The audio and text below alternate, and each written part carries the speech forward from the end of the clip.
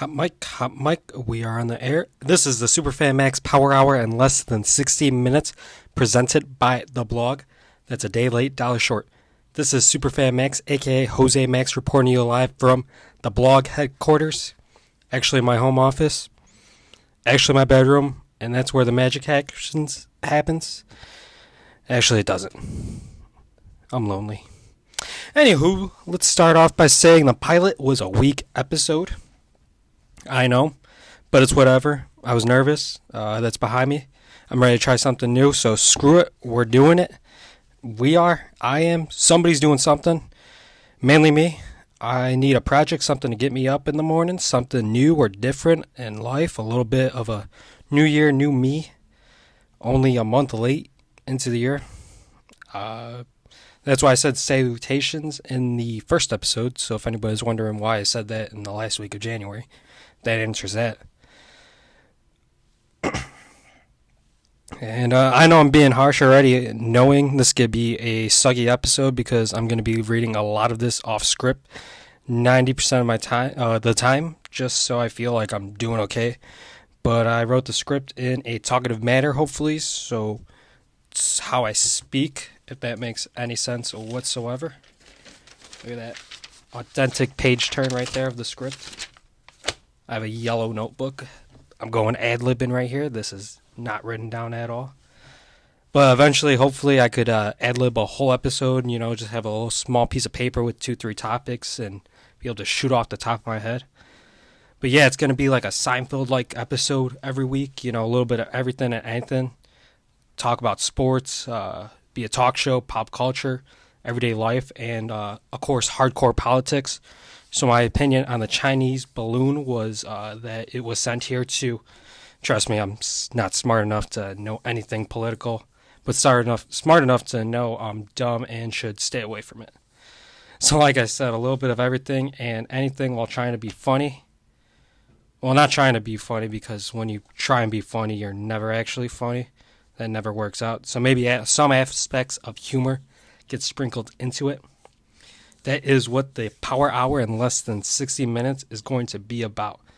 Ideally an hour, but just in case it's hard to come up with an hour material, I'm covered with the less than part and can rip the cord at any time.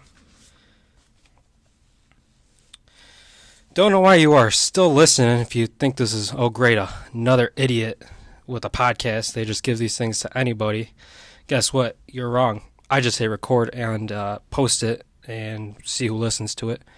So no one gave me this, and I am an idiot. Because in typical first podcast version, I thought I had lost my episode 1. Barely a week into the project. Well, it was a month into the project. Been working on it since December. Getting the nerves to work up to it. I had the podcast recorded, and then I just lost it. So the first episode segment is going to be about damaging or broken phones. And it's such a hassle and inconvenience I went through for like a month and a half. It's up there with losing your debit card or money card, credit card, whatever. I wrote a blog on that a while back. Link in the description. Look at that. Look at me sounding like an expert podcaster, plugging in stuff and adding links in the description down below. As I was saying, broken phone. My old phone, it shorted out, most likely got wet somehow, doing something stupid with liquid at work, doing dishes. It was like the motherboard or something they were thinking. No official diagnostics. Had to run around to like 5-7 different places just to confirm it's done. The issue caused it to like restart every like 2 to 3 minutes of being on, so if I needed to get a text off or look something up, basically had 2 minutes to get it done before my phone shut off, and I would just have to wait for it to restart on its own. And of course, it was cheaper to buy a new phone than try and fix it, since it would have been not a guaranteed fix, they were saying over at the Apple Store, the one of 7 places I went to. So I had to lay down the iPhone SE2 and the home button to rest. So I upgraded to the iPhone 13, got a lot of gigabytes and a waterproof case, so this thing is lasting me a lifetime. Well, until, it decides to die on its own.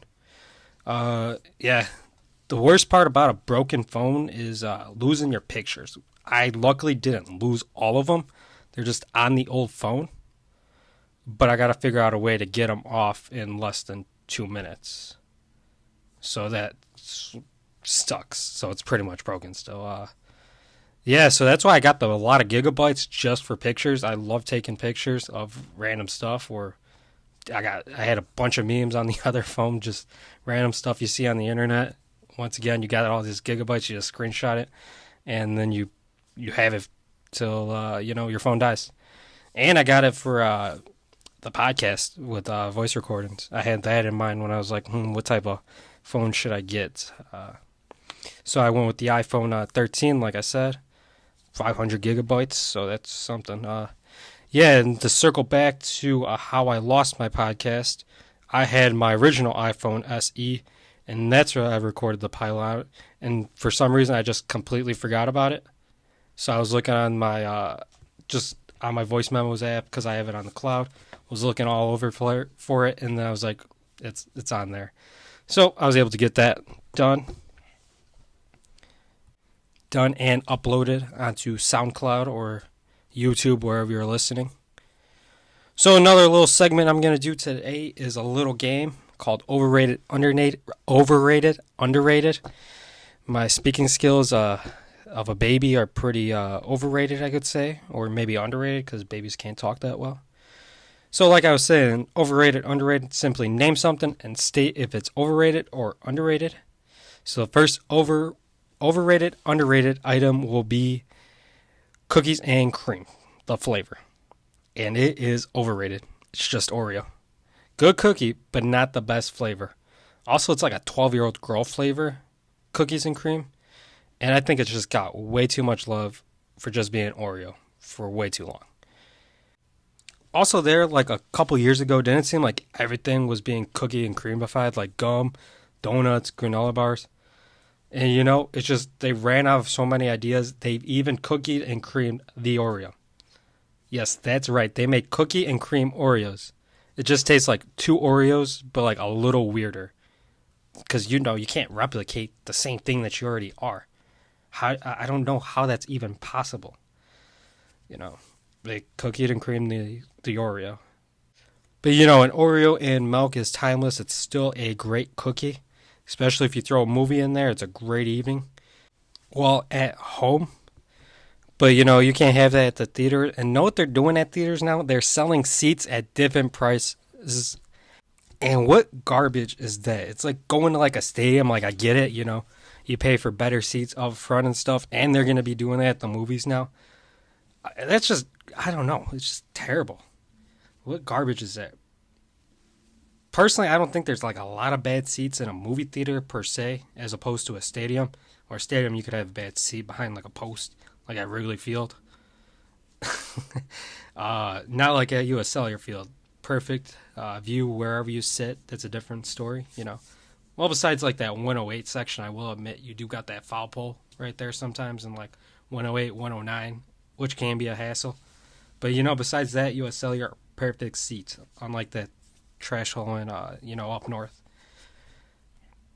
But like I was saying, not a lot of bad seats at a movie theater besides those 2-3 rows in the front, however many rows or seats there are.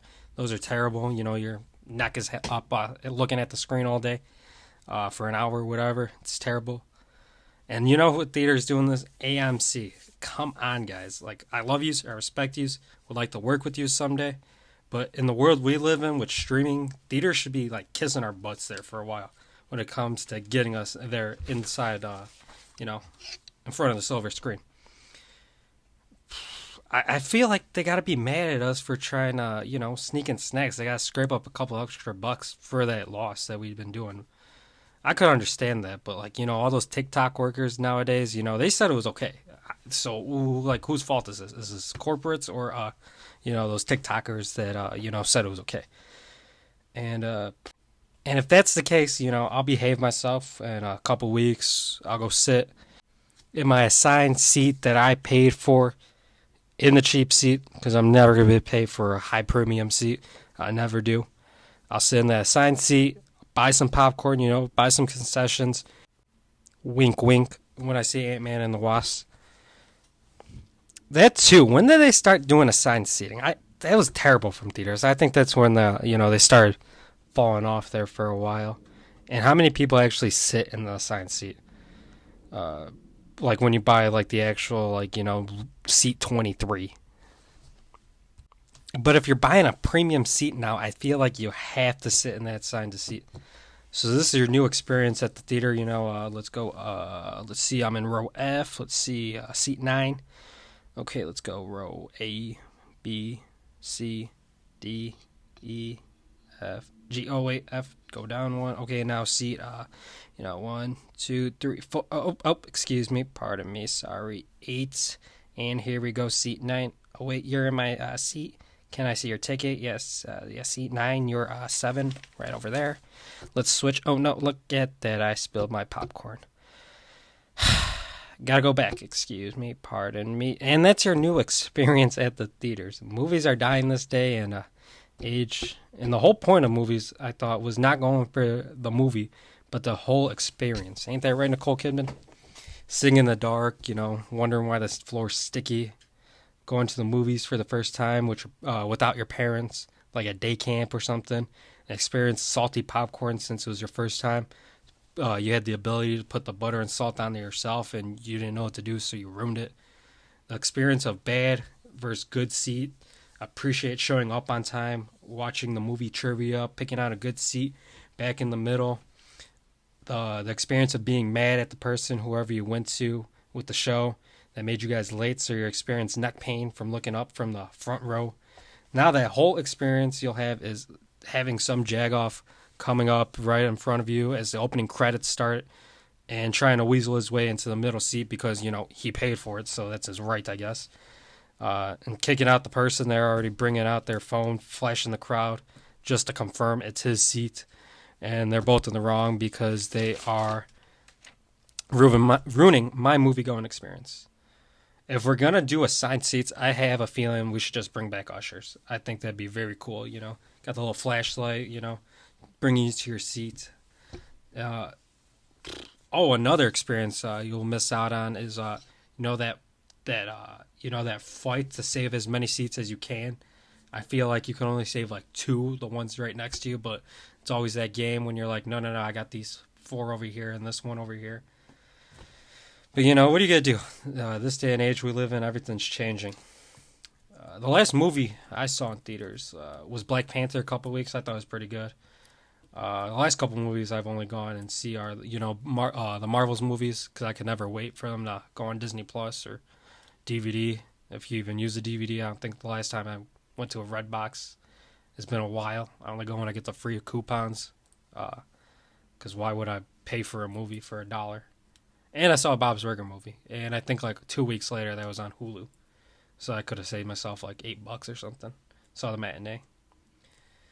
But the last movie I saw overall is Shrek, I think. Not in some like dweeb meme way, ironic way. Saw the fight scene when Shrek fights all the knights while Bad Reputation is playing. One of the greatest scenes in cinematic history. You can go with the Titanic. You can go with Rudy when he gets in and Rudy obviously in the football game, but the Shrek fight scene, that's premium cinematic history. And I was like, you know what? After I saw that scene, I want to watch that whole movie, and that's what I did.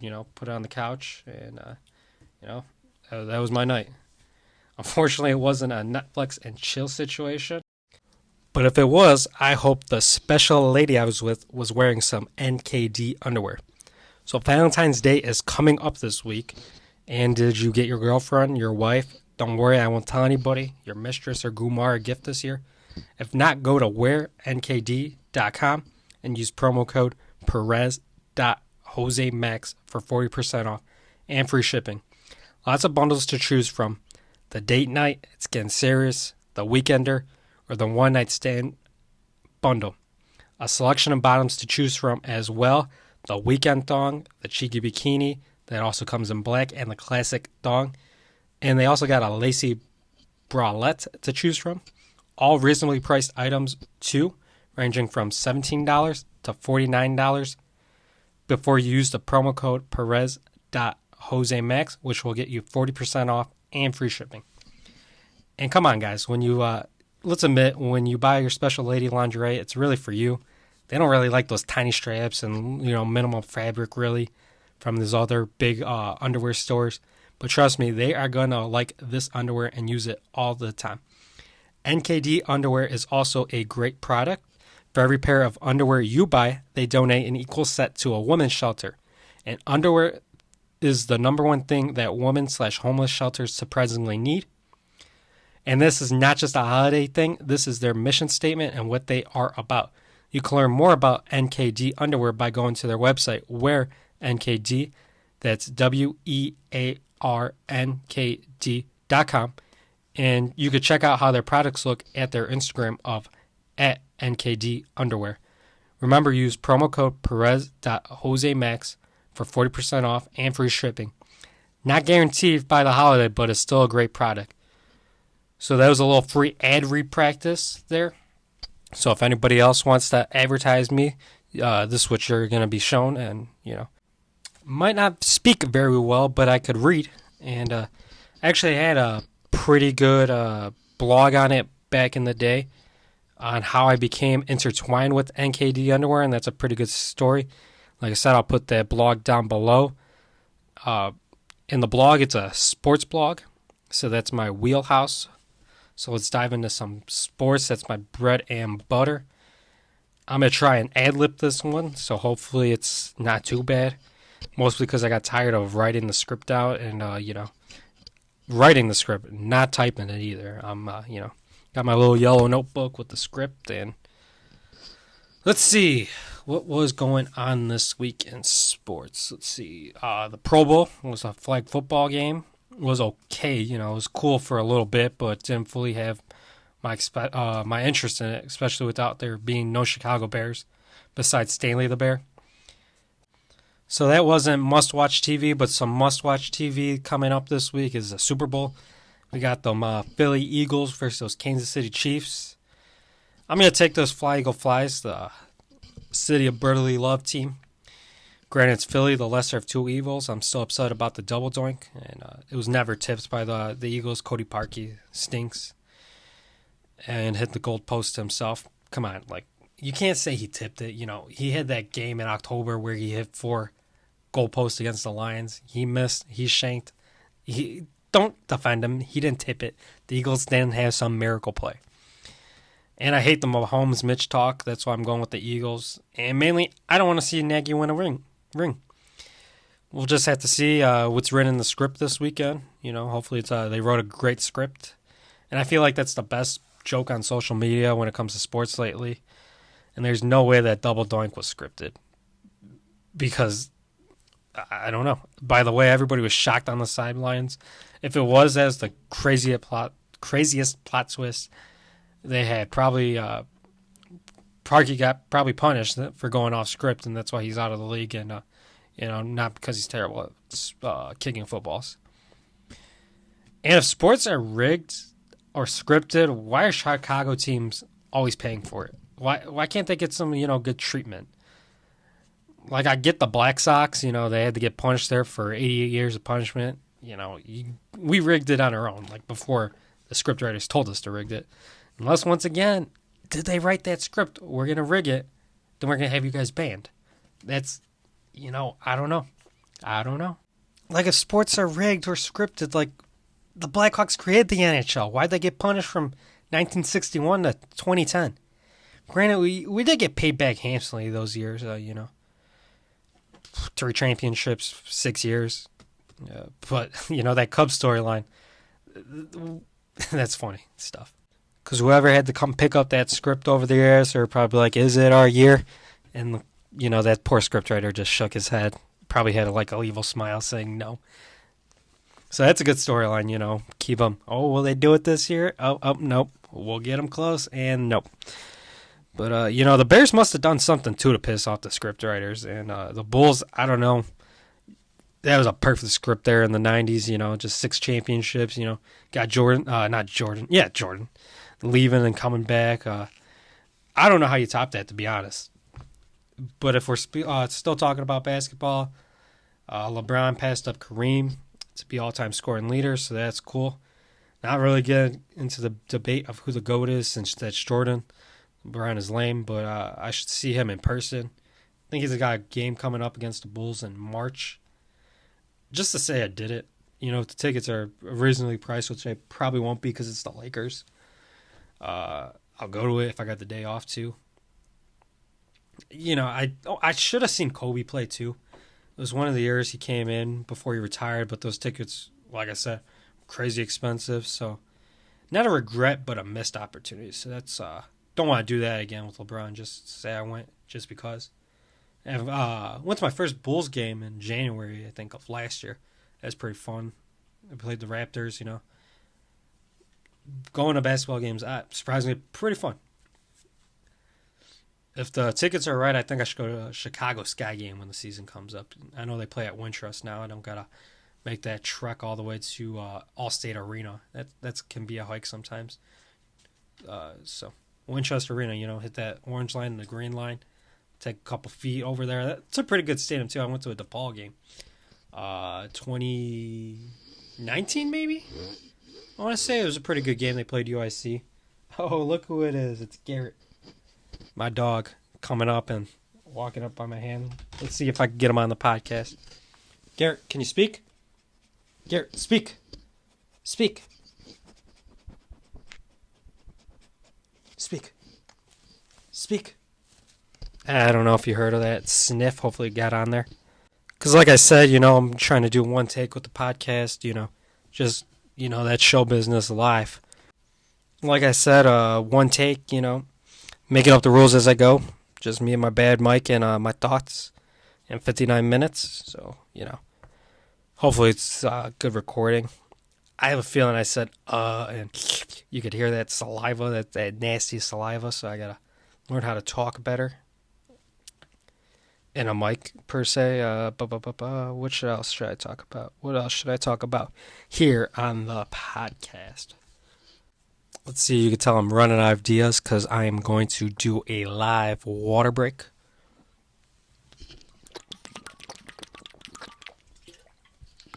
Refreshing.